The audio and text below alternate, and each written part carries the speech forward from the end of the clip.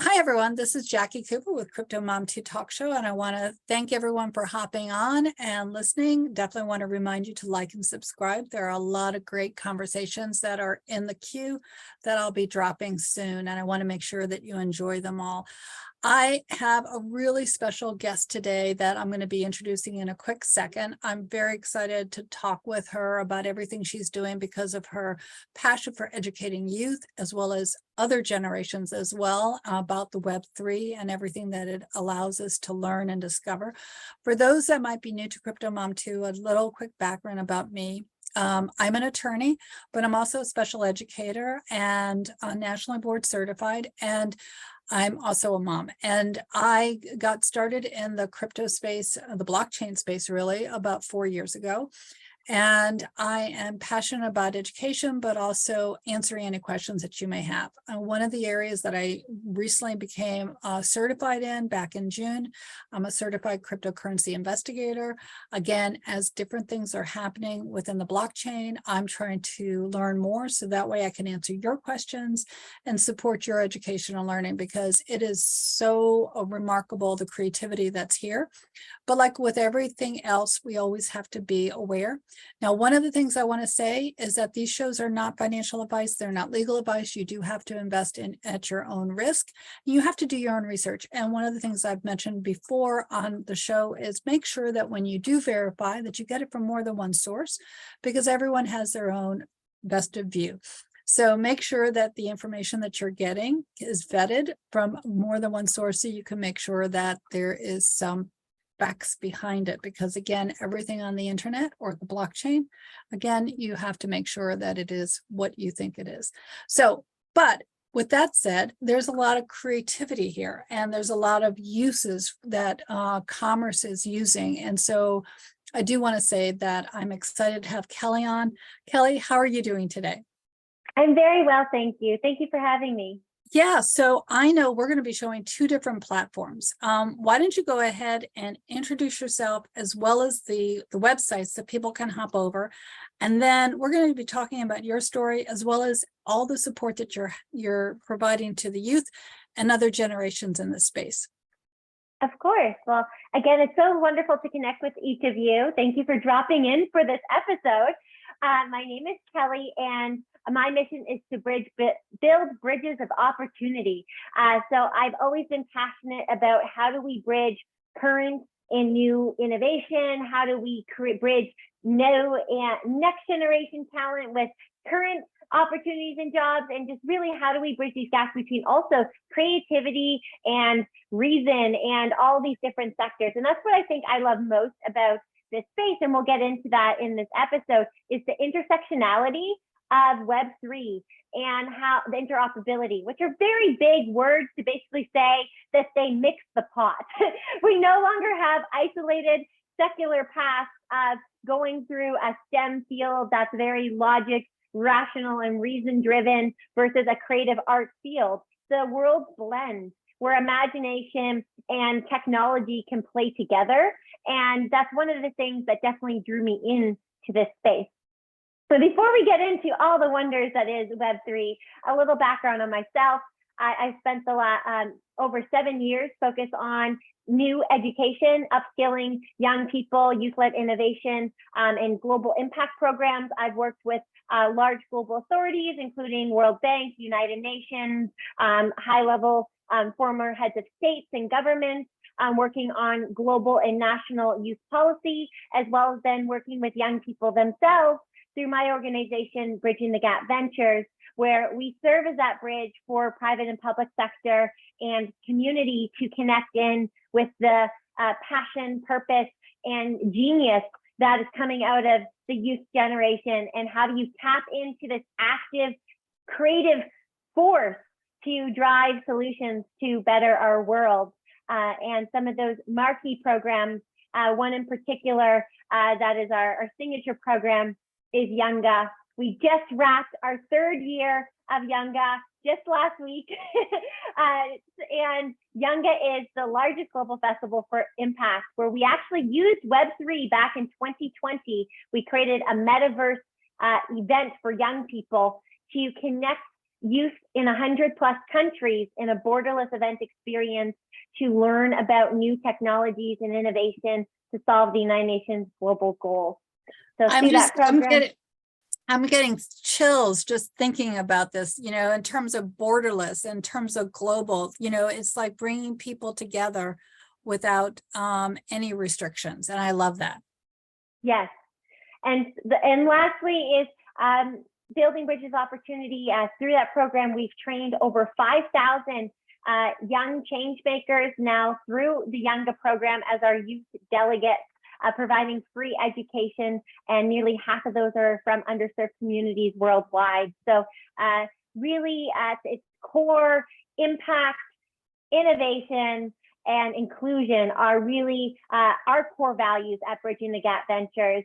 And we are very excited about how we can create more bridges into the space of NFTs and blockchain and Web3 and all of these buzzwords that you hear about. But really, my goal is to demystify that and to help you understand the utility and longevity of these technologies beyond the sparkliness that may be buzzing around in the news stories, but what does this actually mean of how it will change how we work and live, and how can we create a next-gen workforce to enter into these spaces and make sure no one's left behind in the process. I'm right there with you. As you and I were talking about when we were not recording, for those that don't know, I've written a book called The Bitcoin Cinderella, and the focus of that book is exactly also what you're talking about in terms of integrating within a fairy tale the blockchain terminology so it can be more easily understood. And the books also have been translated into Spanish as well as Creole and more languages to come. I want to show your platforms. So which one do you want me to pull up first? Do you want me to pull up Bridging the Gap or YOUNGA? Which one should we? You can do YOUNGA because we just wrapped our YOUNGA 2022 festival. It's a 4-week program, so it's a long festival where we're upskilling these young people around the world, and it's so interesting because, like I said, it's a Web3 event and program, but we didn't know Web3 wasn't even a thing when we started. Like in 2020, I entered into VR and the metaverse before it was trending, but more so because it created an opportunity for inclusion and access, less around the fact of what metaverse was. I actually didn't even know what VR or metaverse was.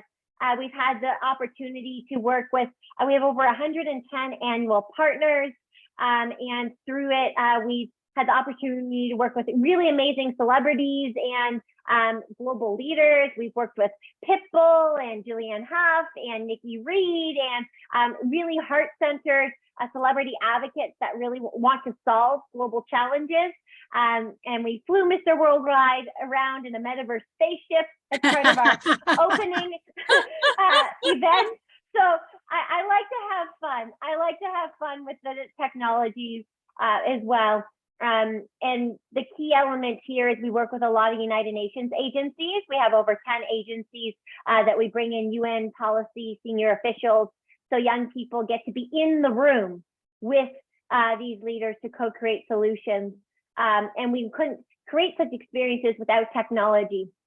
But I like to remind all of our youth that technology is the tool, not the solution. So we don't use technology as the end game. We use it as the convener and the tools to facilitate.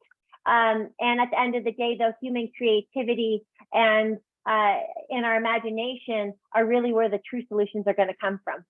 I agree. And also I'm looking at your partner page. You've had a lot of strong partners that have helped you also with this. And, you know, again, the youth, I know, and I feel young, but I know when I was younger, I had so much passion and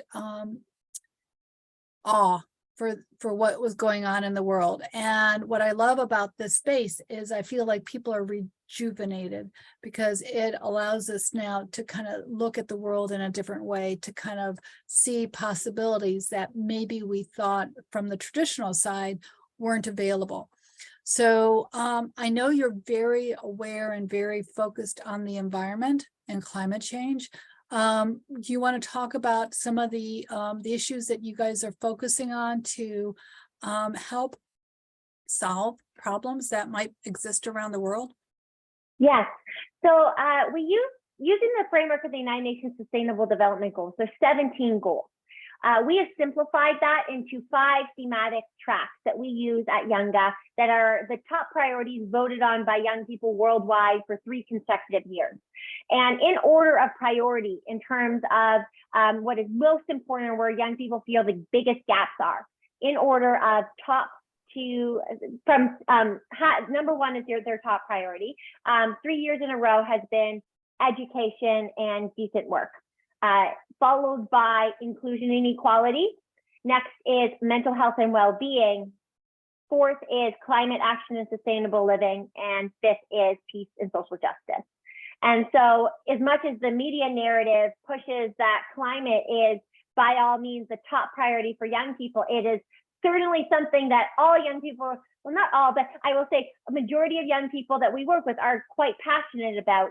Our biggest concern that relates to our own personal lives and immediate futures actually is education, because without knowledge, we don't have the tools and information and insight or even guidance to know how we can solve some of these other challenges.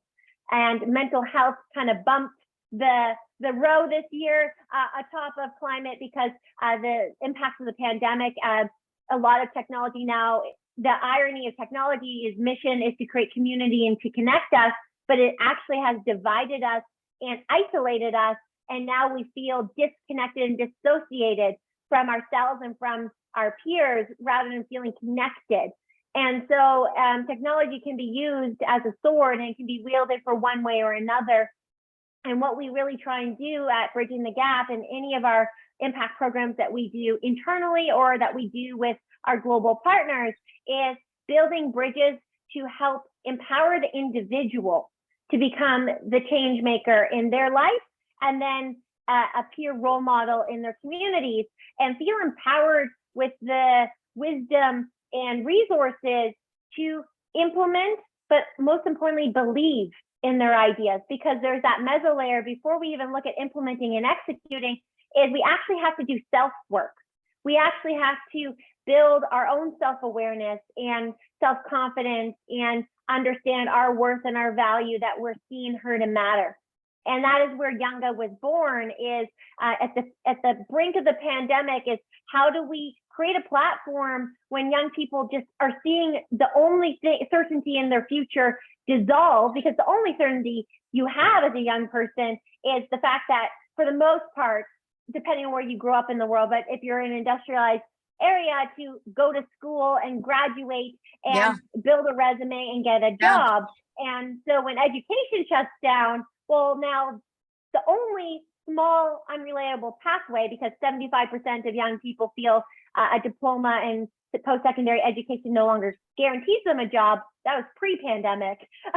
So we already had little faith in it, but now when that path is gone, we just have nowhere to turn. So in the brink of despair and in lack of better words, of just darkness of not knowing where to go, I wanted to create a platform and shed a light and help young people feel they weren't alone and give them a platform to show the world that youth aren't the leaders of tomorrow. They are the leaders of today. They already have many of the solutions we're looking for, but they don't have the visibility. And that's where we come in with bringing in some of our celebrity advocates and other things, is more so to shine a light on the true change heroes, which are our young people, and empower them to do the great work that they can in their communities. Because there's a lot of bright minds that we could channel into solving a lot of our challenges if we just plugged them in and they were connected into the resources and opportunities that some of us are more privileged to access. And that's really how it began. And my curiosity always gets the best of me, and I love learning new things. And so in the brink of the pandemic, a colleague put a headset on me, a VR headset, and I was introduced to the world of VR, and my mind just blew of just all this imagination and sparkles with the possibilities of what immersive education could look like. I was like, why has no one shown me this before? This is amazing. I know. And I then know. the rose-colored glasses come off and you realize how inaccessible it is still, and how little people know about this amazing technology and tool. And then I was all in. I was like, okay, well, we can use this technology to create a borderless event. Like it can be inclusive, like alt space, you don't need a headset. There's certain technologies that, yes, it's not fully accessible because you need certain uploading and bandwidth and certain things. So I want to acknowledge there's still a lot of progress that is needed for the digital divide, but it allowed us to dip our toe in a way that could actually create spaces for connection and empathy. And when you're in that environment, it's different than Zoom, or this more of a, this is more of a passive medium that we're in right now. Yes. But when you're in a metaverse space, you have to be present and active. And so you have a deeper connection with the individuals you're connecting with. And that really helped open up our minds to the space, and then also our delegates in our community. And we got so many messages from them about, as much as we were there to upskill them to for the future, about not feeling alone and feeling they were part of something and connected, and how less isolated they felt. And that in itself really showed me the power of these technologies to really create connection and to bridge worlds. And a lot of the education gaps that we're seeing, whether it's now, 3 years from now, or a decade from now, these technologies are laying the foundation to create access and inclusion if, and this is a big if we take the proactive steps now to build the bridges so the right talent get in to shape and co-create these technologies. Because it does no service to humanity or our world if we're going to perpetuate the same biases and exclusivities that we have already in our existing system. And the only way that we can prevent that is by educating and creating and inspiring curiosity into these spaces among different demographics and audiences. I agree with you. And one of the things that definitely resonated when you were talking about the education side and the flatness of Zoom versus the metaverse. As a teacher, when I was, when we were forced to go virtual, I hadn't experienced the metaverse at that point. Once I experienced them, and a lot of my kids in the special education side, they made progress. We had very active parents and they were very well connected. But when I learned about the metaverse, all I kept thinking about was, wouldn't it be cool to have a school in a metaverse and have the kids walk from my classroom over to a different classroom and have that communication that can happen in the metaverse. And, you know, again, it would be like the virtual school building instead of this individual Zoom option. And from that perspective too, that means that teachers in different parts of the world could be part of that ongoing metaverse school. So kids could come in and they could be learning about different parts of the world and have communications with different people. So what you're doing is really great. I can definitely see the future for, you know, both the young people as well as where we're going, you know, from an education perspective too. I think it's really important.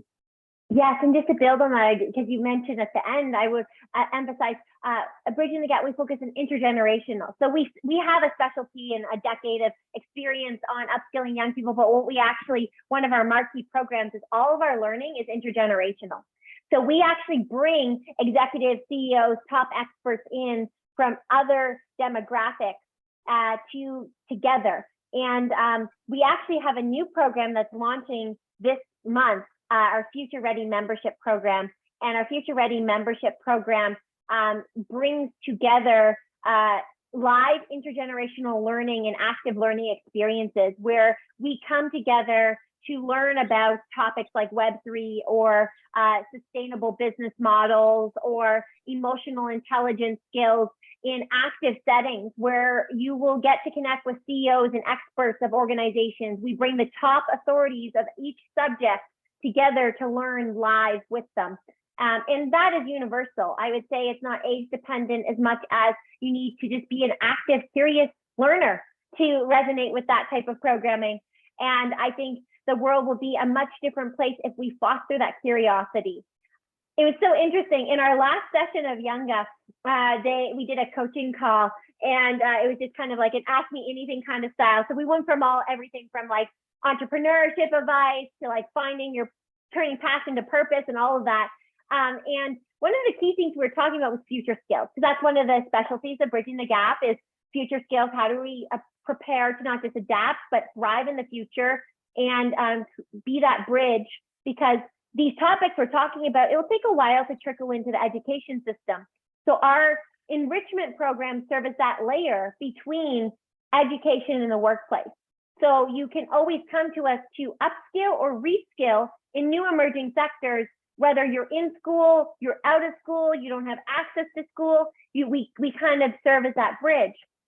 And so we're talking about future skills, and at its core, basically the two most essential skills that we narrowed down for the future in this discussion were curiosity and hope. Yes. And you wouldn't actually think curiosity and especially hope are a skill, but they very much are, because they were a practice. You have to practice hope. You can't it's just not something you have and you always have. It's a practice you have to nurture every day. And hope, when you look at it as a skill, is to keep an open door and an open mind to a possibility of something better in the future. And you need to have that open door, even if it's just a tiny sliver, in order to innovate and create anything. Because if you just accept your circumstances as they are, as a finite situation, well, then you're never going to think beyond those limits, and no new ideas can come unless you dare to think beyond those limits. So the greatest skills we need are not things like coding and all these things that we're taught, because the reality is these hard skills, we do need them at times, but they're secondary because they will change and expire and re-evolve, and we will continue to need to learn different languages of code and methods of data analysis and all these different things. But the other skills, the future ready skills that we nurture through our programs at Bridging the Gap, are more focused on the ever relevant skills that are your toolkit that you will carry on to any job, including the jobs of the future we don't yet know exist. Yes. Because we do know you have to be curious and you have to stay hopeful. And these are practices that we can nurture into our next generation talent.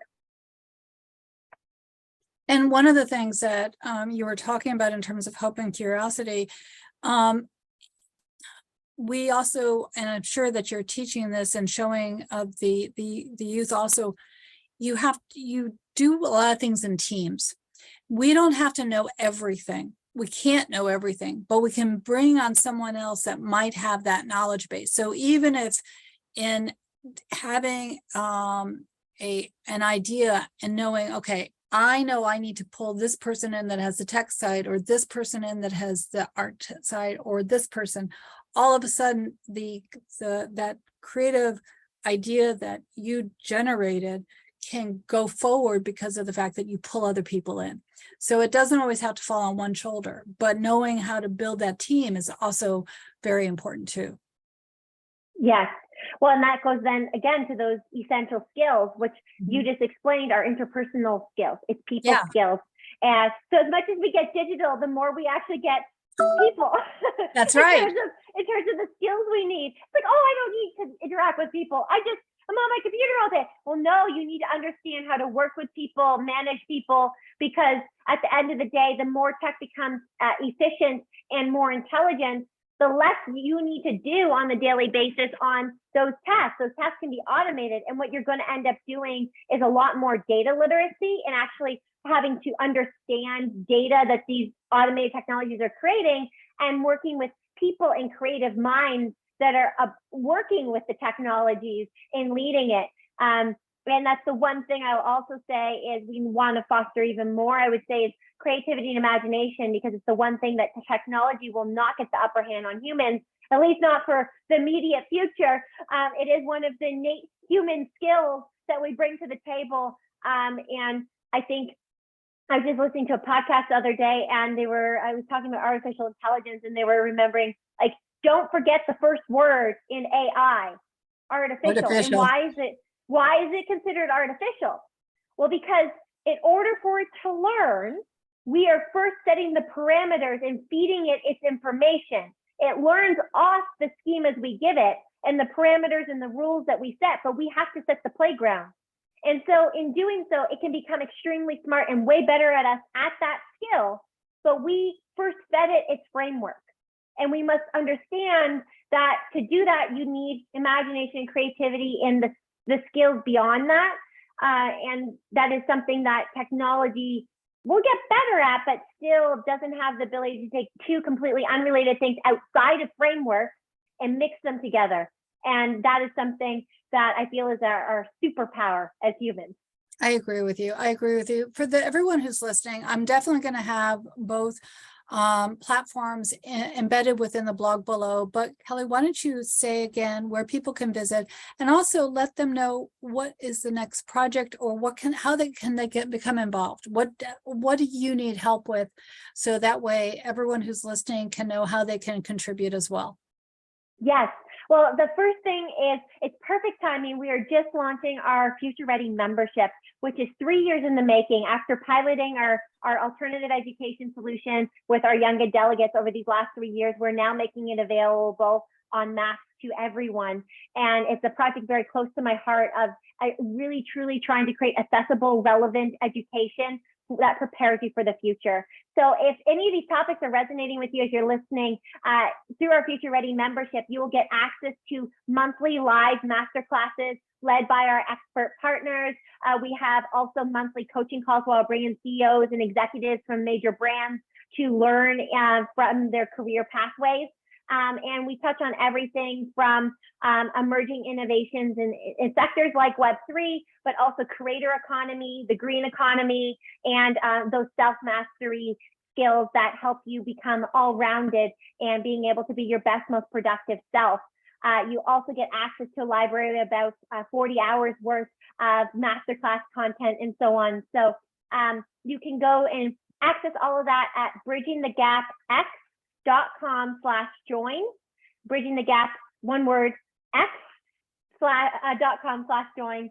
And then secondly, if you have any young people in your lives under the age of 35 that want to make an impact in the world, are looking for a pathway how, or just passionate about learning in the future, I highly recommend our YOUNGA delegate program. It's a free scholarship program that they get access to $5,000 worth of training and upskilling every year. And you can go to YOUNGA, and YOUNGA is spelled, think of young with an A on the end. So YOUNGA world.com, and you can get all the details there. And overall, if any of it resonates, or if you know anyone it will, I greatly appreciate you sending them our way so we can help bridge an opportunity for them.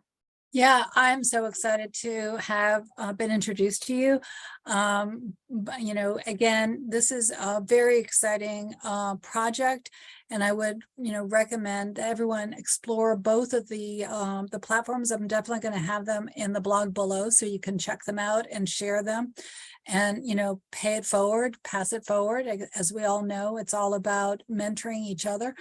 And, if you have any other questions, definitely send them my way. I appreciate your being on. And as I always say at the end of all my shows, be kind to yourself, be kind to others. We're all connected. We're all part of one world, and have a great day.